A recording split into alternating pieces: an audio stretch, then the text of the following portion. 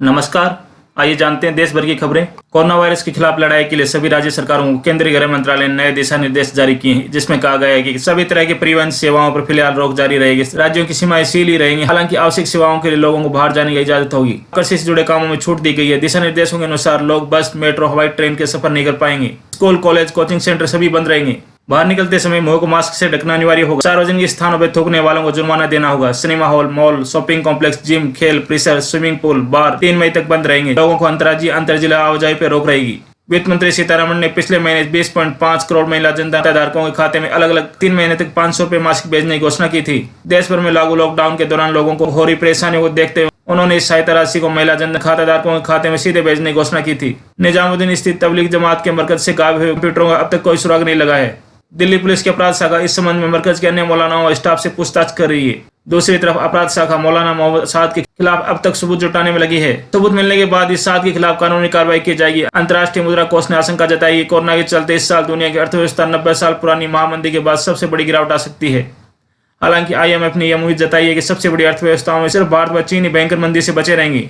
IMF ने 2020-21 में भारत की विकास दर 1.9 रहने का अनुमान लगाया है। ऐसा हुआ तो भारत की 1991 के बाद सबसे कम विकास दर होगी। रिपोर्ट में यह भी उम्मीद जताई गई है कि जून के बाद कोरोना में केस घटे तो अगले साल अर्थव्यवस्था में तेजी से सुधार होगा और वैश्विक विकास दर 5.8 तक पहुंचेगी। भारत की विकास दर 7.4 तक जाएगी। कोरोना वायरस के चलते अमेरिका में फंसे हजारों भारतीयों को बड़ी राहत मिलेगी। अमेरिकी सरकार को H1 वीजा धारकों को वीजा विस्तार करने का फैसला लिया है। सरकार ने ऐसे H1 वीजा धारकों के आवेदन मांगे हैं जिनका वीजा परमिट खत्म होने जा रहा है। ये लोग कोरोना वायरस के चलते देश से नहीं निकल पाए। ऐसे लोगों को रुकने के लिए अतिरिक्त समय दिया जाएगा। अमेरिकी सरकार ने हार्पून एंटीशिप मिसाइल और टॉर्पेडो को भारत में बेचने के लिए मंजूरी दे दी है। इसकी कीमत करीब 11 अरब 80 करोड़ रुपए है। Defence security of operation agency DSC ने 2 अलग अलग रिलीज में जानकारी दी है कि स्टेट डिपार्टमेंट ने हार्पून मिसाइल समेत अन्य उपकरणों को भारत में बेचने के लिए मंजूरी दे दी है। हार्पून एंटीशिप मिसाइल की कीमत करीब 7 अरब रुपए है, जबकि लाइट वेट टॉर्पेडो और 3 MK 54 एक्सरसाइज टॉर्पेडो के साथ संबंधित उपकरणों की कीमत करीब 4 अरब 80 करोड़ रुपए है।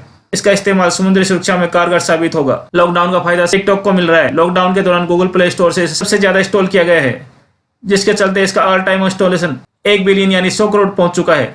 लॉकडाउन के दौरान देश में फ्री कैटेगरी वाले ऐप्स में सबसे ज्यादा इंस्टॉल करने वाला तीसरा ऐप है। दूसरे नंबर पर जूम है। पहले नंबर पर सरकार द्वारा लॉन्च किया गया आर्ग्यू सेतु ऐप है। चीन में कोरोना वायरस के दूसरे अटैक का खतरा सता रहा है। अब यहाँ रूस के साथ सटे उत्तरी प्रांत हेलोंगजियांग में संक्रमण के नए मामले सामने आ रहे हैं। ज्यादातर संक्रमित ऐसे चीनी नागरिक जो दूसरे देशों से आए हैं। के सुईफेनेस शहर में लॉकडाउन जैसे हालात हो गए हैं। हाल ही में 8 अप्रैल को वायरस का एपिसेंटर रह चुके वुहान में लॉकडाउन हटाया गया है, लेकिन अब फिर से सुईफेनेस शहर में प्रतिबंधों को बढ़ना चिंताजनक है। कोरोना संकट के दौरान इमरजेंसी में क्रेडिट कार्ड के पैसों की समस्या को दूर करेगा। इसकी मदद से प्री अप्रूव्ड लोन भी हो सकेंगे। क्रेडिट कार्ड पाने के लिए आपको बैंक जाने की जरूरत नहीं है। इसके लिए आपको ऑनलाइन आवेदन करना होगा। आप अपने बैंक की वेबसाइट पर जा सकते हैं और कुछ बुनियादी जानकारी जैसे नाम, ईमेल ID, मोबाइल नंबर आदि भरकर क्रेडिट कार्ड के लिए आवेदन कर सकते हैं। आपके पास बैंक अधिकारी की ओर से एक कॉल आएगा। इसकी पूरी प्रक्रिया में मदद करेगा। बैंक अधिकारी आपके पास दस्तावेज लेने भी आएगा। इंडोनेशिया की सरकार ने भी कोरोना वायरस को संक्रमण को रोकने के लिए लोगों को घरों में रहने की अपील की है। अब सरकार ने इससे निपटने के लिए नया तरीका निकाला है।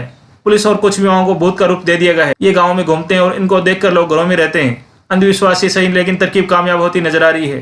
केंद्रीय स्वास्थ्य मंत्रालय ने मंगलवार को बताया कि देश में कोरोना को निपटने के लिए अब तक 602 कोरोना डेडिकेटेड अस्पताल बनाया जा चुका है। इसमें 3 लाख से ज्यादा बेड हैं। सभी अस्पतालों में ICU वेंटिलेटर की सुविधा है। देश में चिकित्सा सुविधाओं को काफी तेजी से बढ़ाया जा रहा है। कोरोना वायरस की वजह से लॉकडाउन बढ़ाए जाने के बाद दूसरे राज्यों में फंसे मध्य प्रदेश के मजदूरों के खाते में राज्य सरकार ने 1000 रुपए भेजने का फैसला किया है। इसकी जानकारी खुद मुख्यमंत्री शिवराज सिंह चौहान ने दी। उन्होंने कहा कि मध्य प्रदेश में कई मजदूर बाहर के राज्यों में फंसे हुए हैं। हमने दूसरे राज्यों के मुख्यमंत्रियों से बात कर उनके लिए रहने और भोजन की व्यवस्था करने के लिए कहा है।